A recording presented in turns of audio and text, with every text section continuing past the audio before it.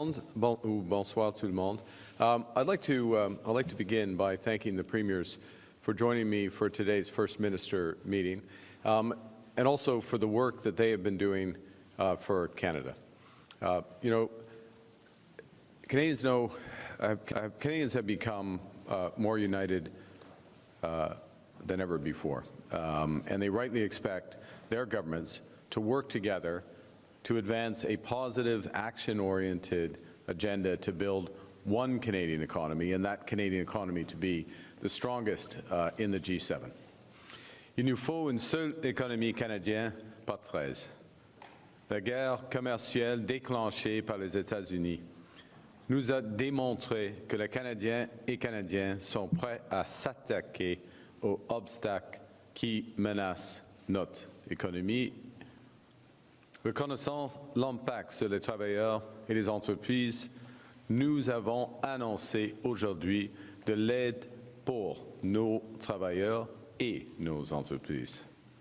So what we announced today, earlier today, in order to support Canadian workers, we will temporarily waive the one-week employment insurance waiting period. So in other words, if people are displaced because of the tariff situation, they immediately can receive unemployment insurance.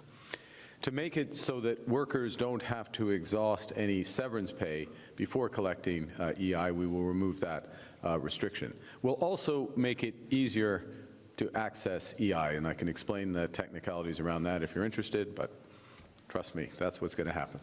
It's important. To support Canadian businesses, we will temporarily allow them to defer corporate income tax payments and GST and HST remittances. So this is a way to boost their liquidity.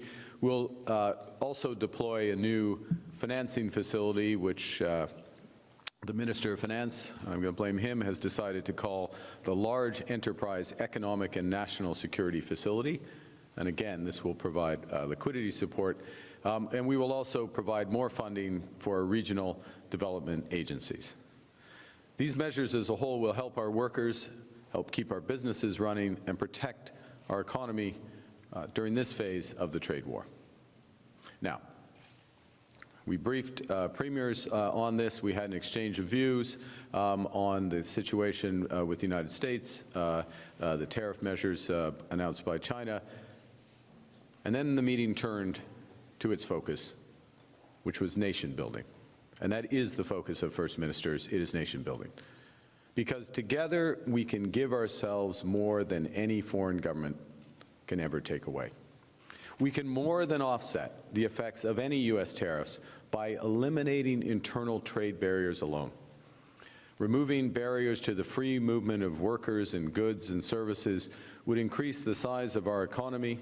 This is an updated figure by $250 billion. So that's the equivalent of more than $6,000 for every single Canadian.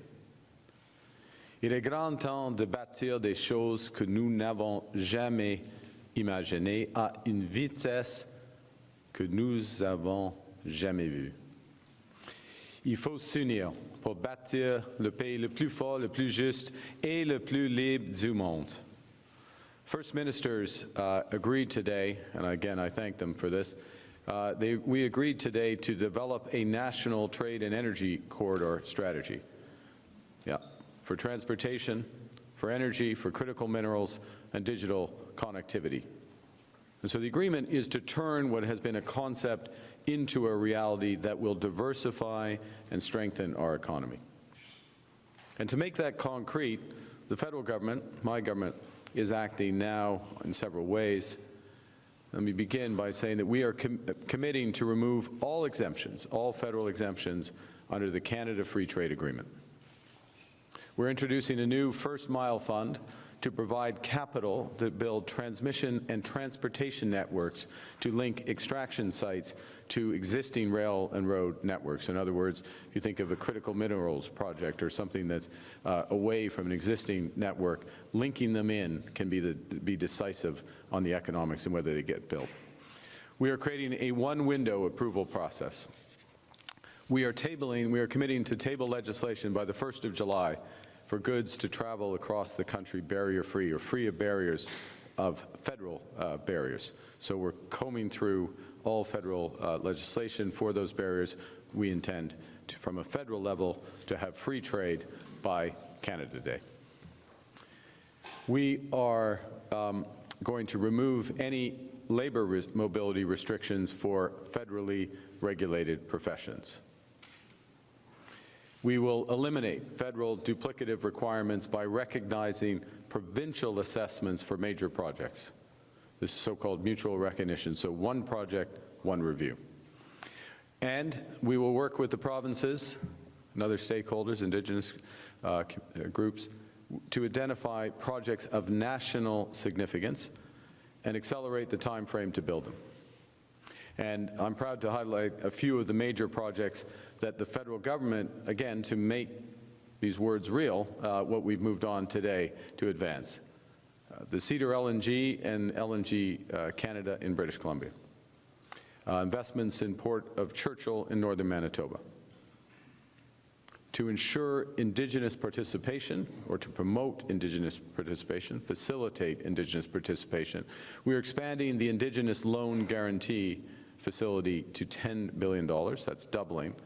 And what this does is it unlocks capital for First Nations, Inuit, and Métis to invest in equity of projects, in other words, to become owners of, co-owners of projects, in order for those projects to be built quickly and sustainably. We will keep working with our provincial partners to build out national interest projects that cross interprovincial boundaries so they can be prioritized and accelerated. One project, one review, it's time to build.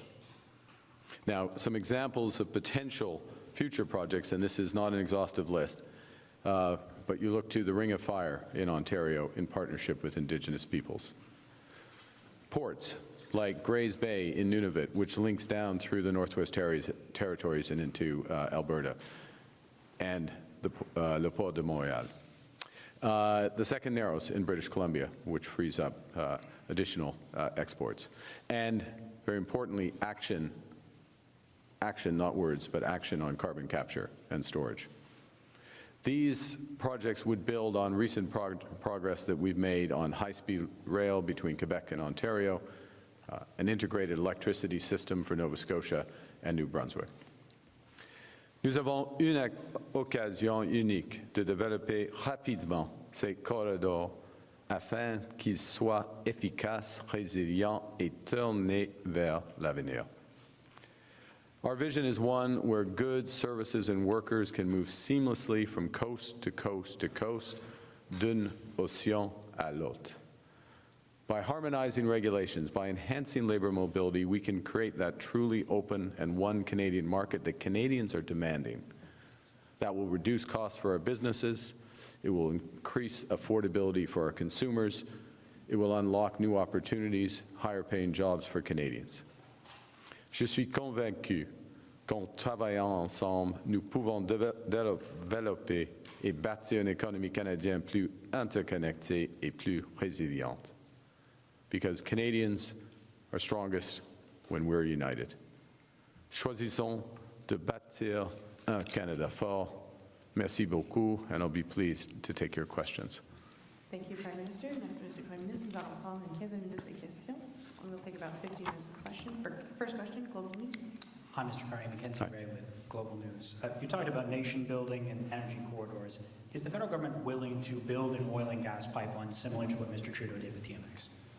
Well, I think what the spirit of what we're doing as First Ministers and what we're doing as the federal government is creating a framework so that the private sector will be building these projects. And I think part of the reason, if I may, that the federal government with TMX became involved is in part because of uncertainty about the regulatory environment, the authorities and the permitting that was required. So from an action perspective, coming together with consensus, moving quickly on approvals, maintaining standards, but moving quickly on approvals, in other words, not duplicating approvals, we can create an environment where the taxpayers' money is not at risk, but private money is building not just pipelines in that case, but cross-border electricity interties, something we discussed at length as First Ministers, so that clean electricity is moving across borders. And then we're building out an energy grid across this country. En français, ce qui est important, c'est de créer une cadre de réglementation qui est claire, qui est simple, qui n'est plus duplicatif, comme était le cas quand le TMX a été bâti par le gouvernement fédéral. Et le fédéral devait le faire, selon moi, à cause d'incertitude, cette situation d'incertitude. Alors, avec des changements qui nous mettons en place à partir de maintenant au fédéral, on peut relier au secteur privé beaucoup plus que le fédéral. D'accord. When you mentioned those nation-building projects, you talked about rail that's going to cost the federal government tens of billions. So just to clarify, your position is that your government would not build or spend federal tax dollars to build an oil and gas pipe? Well, the position is not black and white. So it's not only this, only that. So for example, with respect to the TGV, the high-speed rail, there is an overall cost estimate for that project. There will be some federal participation, capital participation, but there will also be private capital at risk.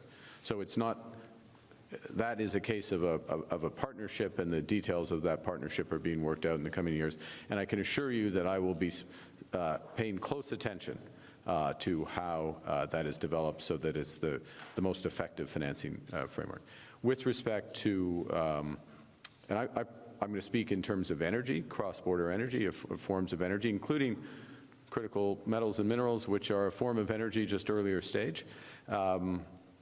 First and foremost, what we're looking to do is to provide, as I said a moment ago, the frameworks to provide greater certainty and duplication, create a sense of urgency that is required by the crisis. And sometimes, I actually didn't mention, but I'm going to mention again, we are in a crisis, not of our own making, but that is the case now. And we need to come together and focus on it, which is what First Ministers were doing today, and I salute them for it. And by doing this, the vast, vast, vast majority of investment dollars and risk is going to be borne by the private sector, and rewards, of course, by the private sector. But I'm not going to rule out any federal participation in any possibility down the road. I mean, it's possible, but the emphasis is on private construction. Thank you. Good evening, Prime Minister Carney. Olivia Stefanovich, CBC News. You appeared to suggest yesterday that you're open to moving away from the federal government's emissions cap, while your environment minister said that the cap will remain in place. Can you explain what your approach will be to the emissions cap, and specifically how it will be determined and what will inform your decision? Well, there's two things, or there's several things here. First, I'm a pragmatist, so I'm focused on, as the government is, on getting emissions down from the production and transportation of conventional oil and gas. Okay, that's good for the environment. It ultimately will be good for the competitiveness of those producers and the distribution of that. So that's the objective, is to get down. Now, there is a role for an emissions cap. And again, emissions cap, not a production cap, but an emissions cap. I know you didn't say it, but just to be clear, because some twist it. There is a role for an emissions cap within that. But what's required in order to get those emissions down, the emissions intensity down of the production that we can see growing, particularly if Canadian oil and gas is displacing American oil and gas that we're importing right now in eastern Canada. What's required is investment.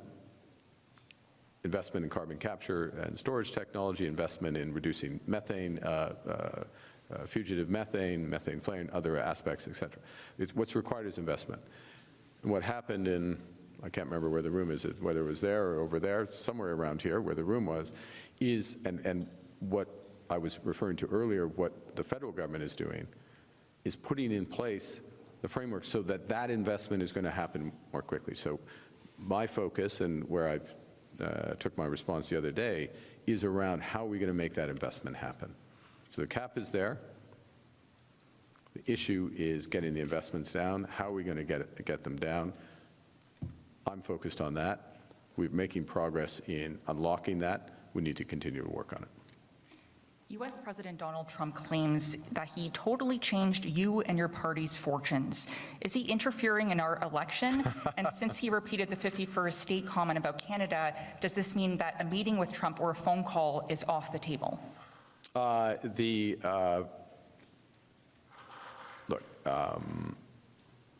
Canadians are going to decide who their next government is going to be.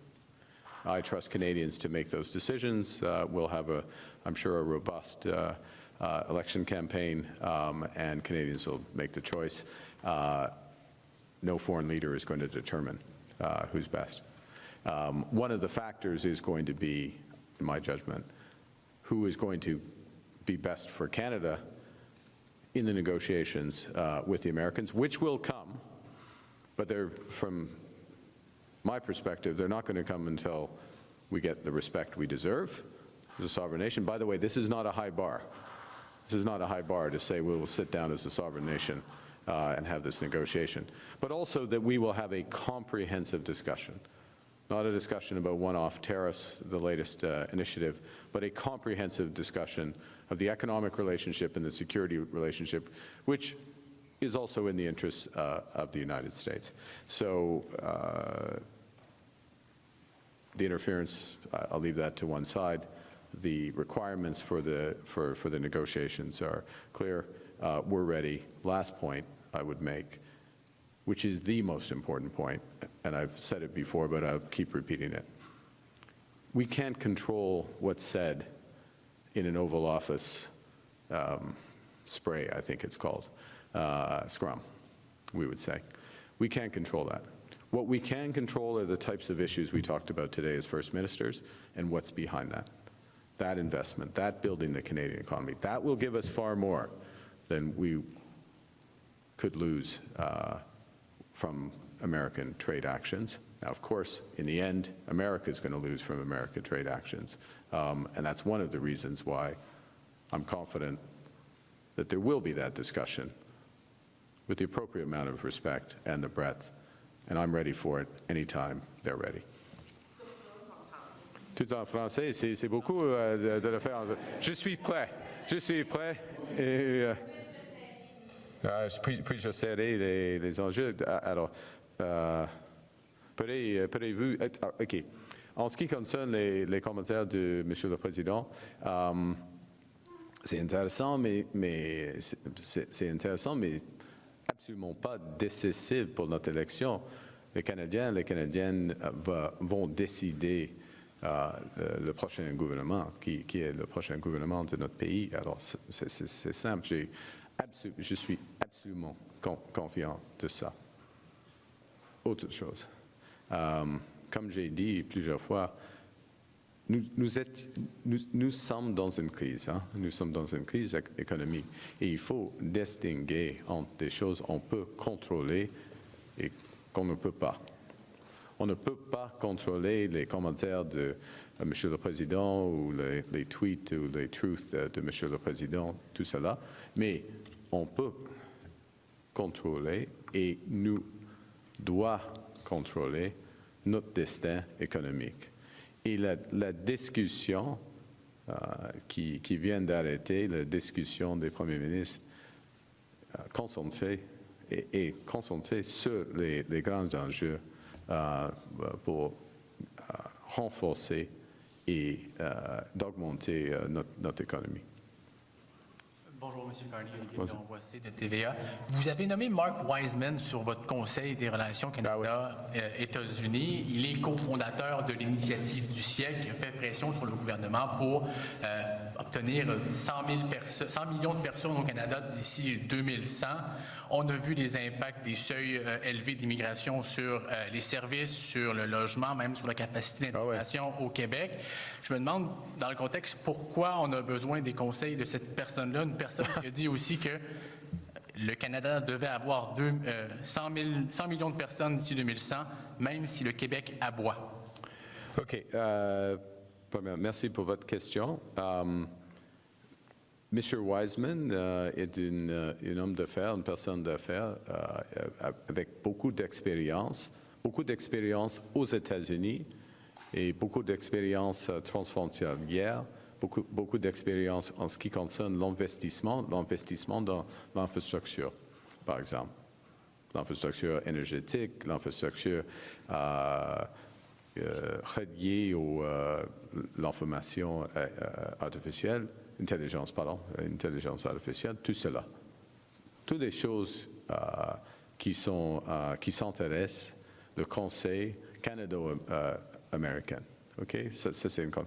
C'est pas une question d'immigration. On parle jamais là au ce sujet. Et c'est un sujet important, mais c'est pas un conseil qui s'intéresse à ça.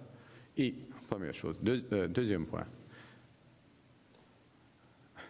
Je ne suis presque jamais, non, je suis jamais d'accord avec tous les avis de personnes, même dans cette salle.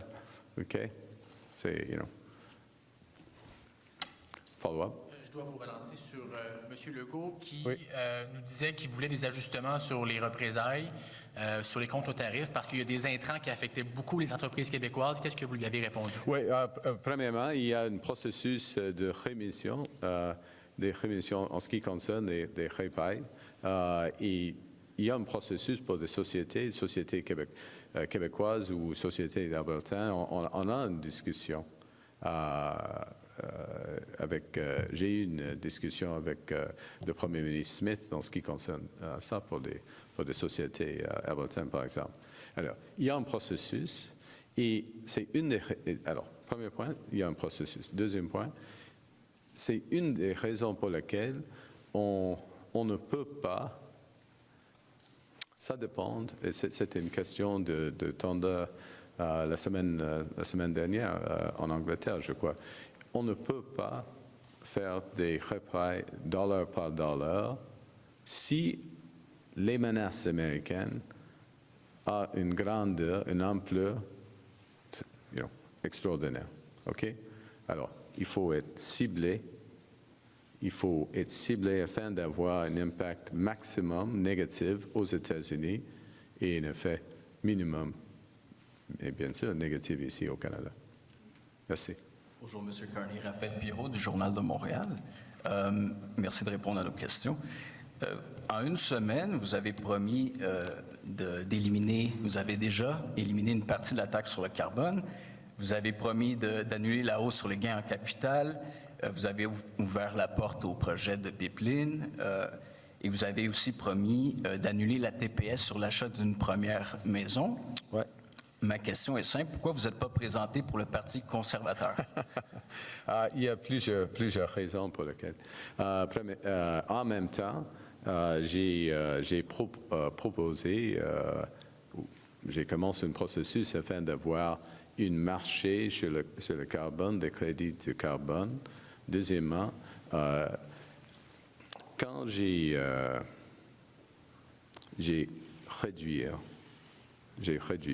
réduit le TPS. Je n'annule pas le fonds d'accélérateur des logements. OK? Monsieur Poilievre, il dit, OK, pas de TPS, pas d'accélérateur. Monsieur le maire de la Ville de Québec, il m'a dit, il y a quelques semaines, ça c'est le meilleur programme. C'est un partenariat avec la Ville et le fédéral. Madame le maire de Saskatoon m'a dit la même chose. Okay? Monsieur le maire d'Edmonton, la même chose. Le Parti libéral, nous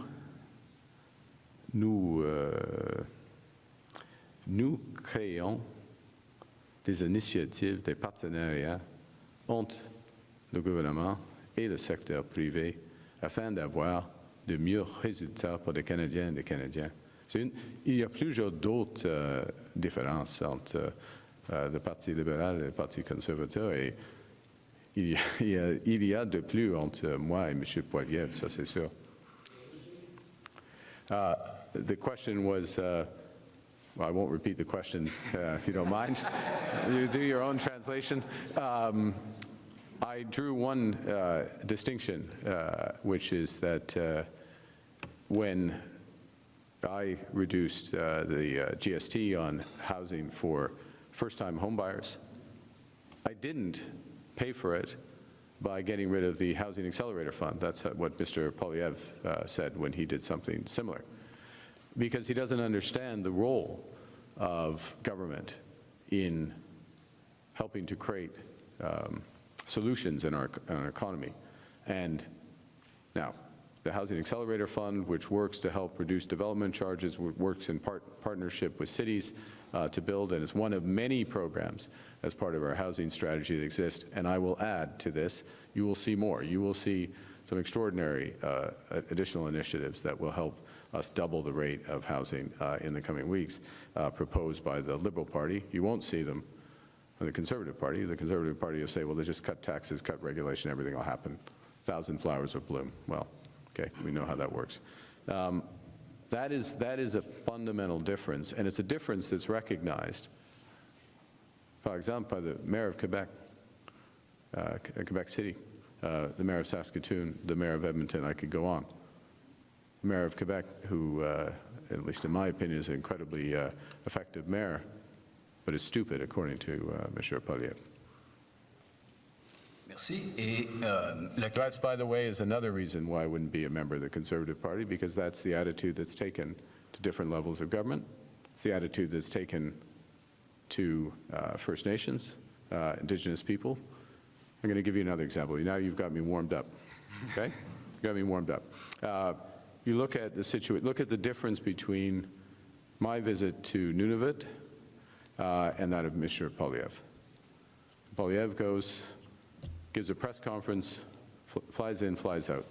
Doesn't meet the premier who was there, doesn't meet the Indigenous representatives that are there, says he's going to build a base on the land there with no consultation, and he's going to pay for it by canceling foreign aid. Where did he get the idea to cancel foreign aid? Well, I think he did because that's what Doge just did, and that's where he gets his talking points. Difference is, I go there, of course I meet with the premier. Of course I talk to the premier many times in advance. I meet with the Indigenous groups, in partnership with them. It's economic development, it's security, it's partnership, it's built out. We don't cancel anything. Monsieur Carney, vous êtes un économiste de formation. Le Canada a un des plus faibles taux de croissance de PIB par habitant dans les 10 dernières années.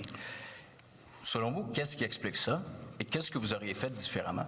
C'est une grande question, merci pour cette grande question, mais je veux commencer. C'est pas aussi facile que ça de dire, OK, une réponse.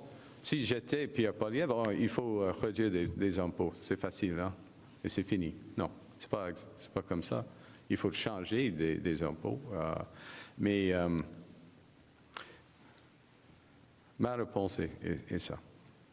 Cette question, c'est une des grandes raisons que je suis Premier ministre maintenant, afin de régler cette situation. Il y a plusieurs aspects, plusieurs initiatives qui sont nécessaires de régler cette situation, d'augmenter. C'est pas une situation, c'est la vie des Canadiens et des Canadiens, la pénurie de pouvoir d'achat de nos ménages, de Canadiennes, de Canadiens. Alors, c'est les raisons pour lesquelles on fait des efforts dans la salle des premiers ministres, des changements. Il faut investir, il faut j'arrête là. On peut avoir une plus grande conversation. On peut avoir une conférence de presse sur la productivité. Il n'y a personne ici, hein, mais peut-être sauf vous, monsieur. OK, merci. We'll do just dernière question, last question with this. OK. Bonjour, M. Carney, Juliane Lapointe de Radio-Canada. Juste pour qu'on soit clair, est-ce que vous allez maintenir un plafond sur les émissions, oui ou non? Oui. Oui. On va. on va le maintenir. Mais ce qui est absolument important, seulement d'avoir une réglementation, une loi, ce n'est pas suffisant de réduire les émissions. Les émissions, il faut agir, il faut de l'action, il faut investir, il faut changer le cadre de réglementation. Et moi, je mets l'accent sur l'action. The emission cap, yes, keep the emission cap in place, but a regulation, a law, that doesn't reduce emissions. What I'm focused on is action in order to reduce those emissions. That requires partnerships. It requires a different framework, the types of things we were talking about in the room. Sorry, it's a big word, but it means that you've got to be able to get a project approved quickly. You have to be able to have co-investment in those projects. You have to have a clear framework for carbon pricing and others. All of that's required in order to help get those emissions down. And one of the projects, I firmly believe this, of national interest, national significance, is major investments in carbon capture and storage. We have the opportunity not just to get emissions down, but very importantly to create an entirely new industry that will serve Canadians well, but will create exports and jobs and opportunities for many decades. Last follow-up. Et selon vous, c'est quoi le tracé idéal pour un pipeline au Canada? Il commence où? Il finit où? Je vis dans le monde, il n'y a pas d'idéal. Il y a plusieurs options.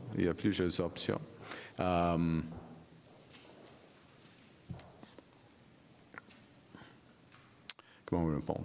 Alors, ça vaut mieux d'avoir une situation ou une pipeline, un oléoduc, qui déplace des importations